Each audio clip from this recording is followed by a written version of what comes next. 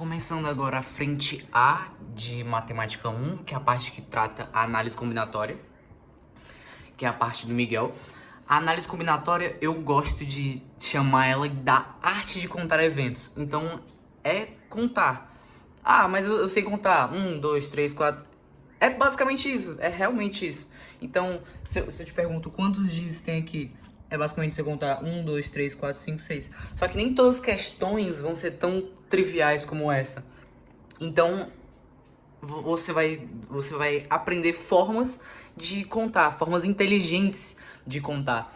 E a primeira forma de contar é essa forma mais senso comum, que é o método da exaustão, que é contar 1, 2, 3, 4, contar cada caso diretamente. Por isso que é chamado de contagem direta. E de exaustão porque é insuportável. Você deve estar achando que é uma forma meio ruim de trabalhar, porque ela demora, não à toa chamada de método da exaustão, mas ela vale muito para umas questões em que a fórmula é muito difícil, muito complicada e que são poucas letras. Por exemplo, tem essa questãozinha do Enem em que trata o seguinte: quantas reordenações ou quantos anagramas da palavra amor tal que nenhuma letra esteja em sua posição original. Ou seja, eu vou pegar a palavra amor e eu vou permutar ela. Só que o A não pode estar aqui, não pode estar na primeira posição, o M não pode estar na segunda posição, o O não pode estar na terceira posição e o R não pode estar na terceira posição. A questão é basicamente essa. A fórmula de como se resolve isso é uma permutação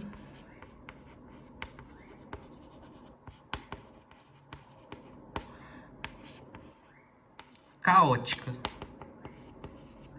Só que só pelo nome já deve dar medo. Se você ver a fórmula, é muito extensa para uma questão que, querendo ou não, é simples. Você pode contar na mão. Só que também não vamos ser arcaico. Então a gente vai tentar contar de uma forma mais sucinta. Então a gente vai fazer o seguinte: eu sei que o A não pode começar. Então eu vou começar pela outra letra. Bora começar pelo M? Então, fixando o M, eu vejo quais outras palavras são possíveis. Maro, MRAO, Mora, que são as únicas palavras possíveis, porque o M não tá na segunda posição, o A não tá na terceira, o R não tá na última e o O não tá na terceira. Então, estão todas certas. Aí eu noto que, fixando o M no início, eu tenho 3 opções possíveis, certo? E se eu fixar o R? Só o A que não pode. Se eu fixar o R, eu noto que também tem 3 possíveis: Roma, Ramo e Juan. E se eu, aí você nota, se eu fixando o M, eu tenho 3, fixando o R, eu tenho 3. Se eu fixar o O, a última que falta, provavelmente vou ter 3 também. Então, tá certo, são 3. Então, essa forma meio arcaica, que é realmente contar um por um, contar quantas possibilidades, é a mais fácil. Então, a resposta para essa questão é 9. 9 reordenações, 9 permutações ou 9 anagramas da palavra amor, com que as letras não estejam em suas posições originais. E você vai notar esse asterisco aqui, que ele significa o número de eventos. Então, quando eu estiver relacionando o número de eventos, eu vou estar relacionando asterisco N para N eventos possíveis, certo? A segunda forma de contagem é a principal, não à toa é chamado de princípio fundamental da contagem. Fundamento é aquilo que é a base do conteúdo. Quando você vai fazer uma construção, o fundamento, aquela fundação, é aquilo que sustenta todo o resto. Então, todas as fórmulas que a gente vai ver a partir daqui, todas vão surgir a partir desse PFC, que você vai ver que é trivial. Então, é o princípio fundamental da contagem, para quem é próximo, PFC, que eu gosto de dividir em 2, que é o princípio aditivo, em que eu vou somar eventos, e o princípio multiplicativo, em que eu vou multiplicar eventos, certo? Quando usar cada um deles? O princípio aditivo vai ser quando eu tenho que fazer uma escolha ou outra. Então, eu tenho que escolher entre 3 blusas e 2 shorts. Então, ou só fico de blusa ou eu só fico de short. Só tem essas duas opções. Fico nem sem cueca, vê se pode. Então, eu vou somar. Eu somo as possibilidades de blusa e somo a possibilidade de short. É o que dá. Então, quando eu tiver uma escolha ou a outra, eu somo. E se eu tiver uma escolha e a outra, então eu tenho que escolher entre 3 blusas e 3 shorts, eu tenho que escolher blusas e shorts, como tá nesse exemplo aqui, eu vou multiplicar. Então, um exemplo aqui para ficar mais claro. Como eu sei quantas blusas eu vou ter? Eu vou ter que escolher entre uma blusa ou outra blusa. Então eu tenho uma blusa vermelha, uma blusa preta e uma blusa azul. Então eu tenho que escolher entre uma blusa ou outra. Então somando mais um, 3 blusas. Então eu tenho 3 opções de blusa para colocar. Então para montar um look de 3 blusas, eu vou usar 3 blusas. E, note esse I, esse a gente já sabe que significa multiplicação. E eu tenho 2 opções de shorts. Então eu tenho, ou uso uma calça azul, ou eu uso um short preto. Então eu tenho que escolher um ou o outro. Então eu vou somar. 1 mais 1, tenho 2 opções. 2. E, mostrando o princípio multiplicativo, que eu estou multiplicando os dois. 3 vezes 2, 6.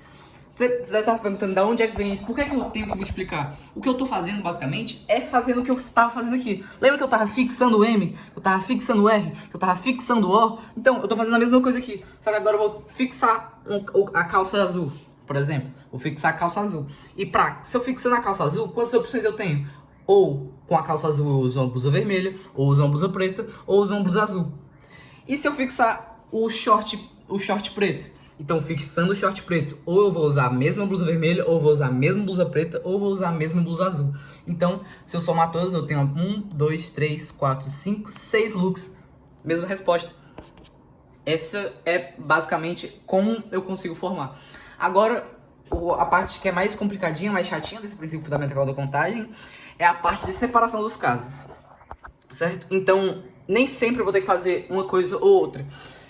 Não vai ser sempre de uma vez só. Eu vou ter que separar. Então, vou imaginar que eu tenho uma questão que pergunta: quantos números de 3 algarismos distintos, múltiplos de 5, existem? Então, aqui ele traz 3 condições. O número precisa ter 3 algarismos, certo? Então, ele precisa ter desse formato aqui, de 3 algarismos. Eles 3 têm que ser distintos e ele precisa ser múltiplo de 5, certo? Se você fosse fazer o neguinho desavisado, quando fosse fazer essa questão, chegaria, tá, beleza, precisa ser 3 algarismos, eu sou safo, sei que o 0 não pode começar, porque é um número, se o 0 começar, deixa de ser 3 algarismos. Então, dos 10 algarismos possíveis, vai ser 9. E como não pode repetir, o outro é 8. Aí, você tem que ser múltiplo de 5, mas múltiplo de 5 só termina em 0 ou em 5. Então, só tenho 2 opções aqui. Então você faz 9 vezes 8, 72, vezes 2, 144. O neguinho vai lá e coloca 144. Errou a questão. Por quê? Porque nesse caso, a gente vai ter que notar uma separação de casos. Ou seja, eu vou ter que notar caso o 0. Você contou o 0 não estando no começo e estando no final. É estranho. Então, o 5 estando no começo e o 5 estando no final. Então você tem que separar esses casos. Você tem que separar um caso em que o 5 está no final e um caso em que o 0 esteja no final. Porque, lembrando, ele é múltiplo de 5. Então, ou ele vai terminar em 0, ou ele vai terminar em 0, ou ele vai terminar em 5. Certo?